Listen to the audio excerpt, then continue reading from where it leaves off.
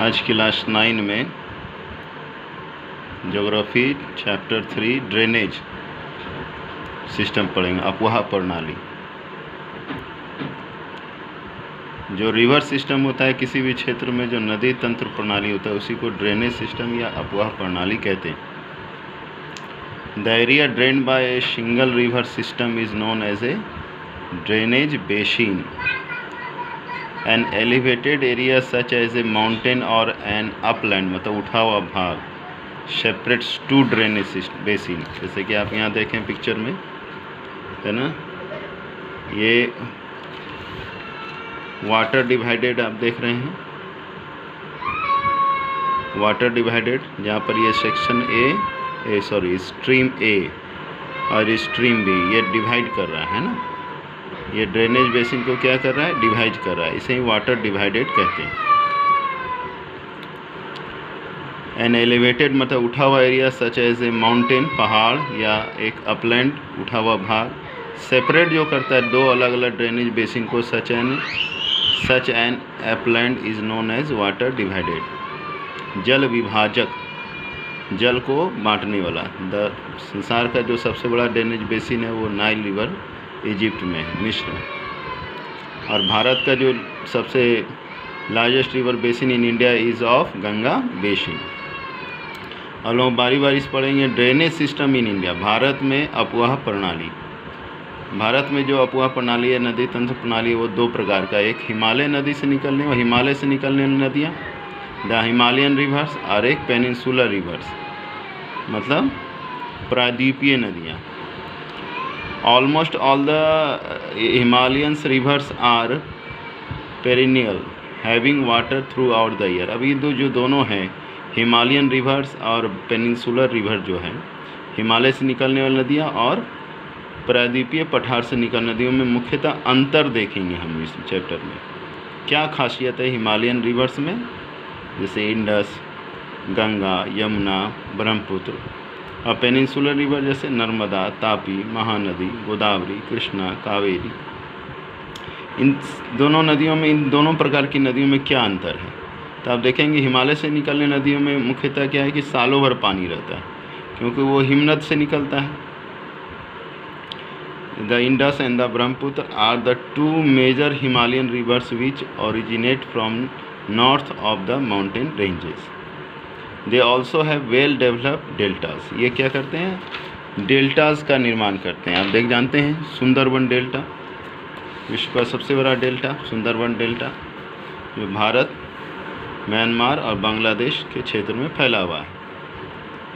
Peninsular river, प्रायद्वीपीय नदियाँ, are not perennial मतलब सदा नीरा नहीं है। सदा नीरा मतलब सदा मीन्स हमेशा, नीरा मीन्स नीर मतलब पानी, हमेशा इसमें पानी नहीं रहता है, क्योंकि इसमें सीजनल हिसाब से बारिश होने के कारण बारिश पर ये नदियाँ डिपेंड होती है, खास करके बरसाती नदियाँ इसको हम कह सकते हैं। The peninsular reverse have shorter and shallower courses rather than the Himalayan river. जैसे कि आप लातेहार क्षेत्र में देखेंगे औरंगा नदी, खास करके बरसात में इसमें पानी आता है, और बाकी सूखे के मौसम में, गर्मियों में इसमें पानी नहीं रहता है। तो प्रायद्वीपीय नदियाँ, गंगा से निकलने नदी नहीं है। Almost all the reverse of peninsular India originate in the western Ghats. जो प्रायद्वीपीय नदियाँ वो वेस्टर्न घाट से, पश्चिमी घाट से निकलती है, लेकिन उसका जो ढलाव है वो बे ऑफ बंगाल पूर्व की ओर, बंगाल की खाड़ी में गिरती है। अपवाद के एक्सेप्शनल आप देखेंगे तो नर्मदा और तापी ऐसी दो नदियाँ हैं जो कि अरब सागर में गिरती है। The Himalayan rivers, the Indus, the Ganga and Brahmaputra are the major rivers of the Himalayas. और भी बहुत सारी नदियाँ, लेकिन इसे तीन मुख्य नदी तंत्र प्रणाली कहा गया है, सिंधु नदी को, गंगा को और ब्रह्मपुत्र को। A river along with its tributaries में भी कॉल्ड ए रिवर सिस्टम। नदी तंत्र प्रणाली कहते हैं जब वो अपनी सहायक नदियों के साथ एक बड़ा नदी बनता है तो उसे नदी तंत्र प्रणाली कहते हैं। तीन नदी तंत्र प्रणाली के बारे में अभी हम लोग एक एक करके पढ़ेंगे। सबसे पहले सिंधु के बारे में, फिर गंगा के बारे में, और फिर ब्रह्मपुत्र के बारे में। ब्रह्मपुत्र, ब्रह्मा का पुत्र। The Indus river system, Sindhu नदी तंत्र प्रणाली। The Indus system in the Indus River in Tibet near Lake Mansarovar flows towards west. यह नदी सिंधु नदी तिब्बत से निकलती है, मतलब मानसरोवर के बगल से। तो मानसरोवर कैलाश मानसरोवर जो हम लोग का हिंदू धर्म में पवित्र स्थान माना जाता है शिव जी का, अब पश्चिम की ओर ये घूमती है। इट एंटर्स इंडिया, ये भारत में लद्दाख डिस्ट्रिक्ट में घुसती है जम्मू एंड कश्मीर के लद्दाख में, जो कि अब अलग हो गया है। लद्दाख अब एक अलग यूटी बन चुका है और जम्मू एंड कश्मीर एक अलग यूटी यूनाइटेड यूनियन टेरिटरीज बन चुका है। इसमें बहुत सारी सहायक नदियां लद्दाख में मिलती है, जैसे Zanskar, Nubra, Shyok, Hunza join it in the Kashmir region. इसी क्षेत्र में अभी देखिए भारत चीन के पर विवाद अभी चल रहा है। श्योक नदी का बार बार जिक्र भी होता है। द सतलज, आगे चल के इसमें और भी सहायक नदियाँ मिलती हैं इंडस में। The Sutlej, the Beas, the Ravi, the Chenab, the Jhelum join together to enter the Indus. और फिर ये पाकिस्तान होते हुए बाल्टिस्तान होते हुए पाकिस्तान में प्रवेश कर जाती है। The Indus is one of the longest river having a total length, इसकी जो कुल लंबाई 2900 किलोमीटर।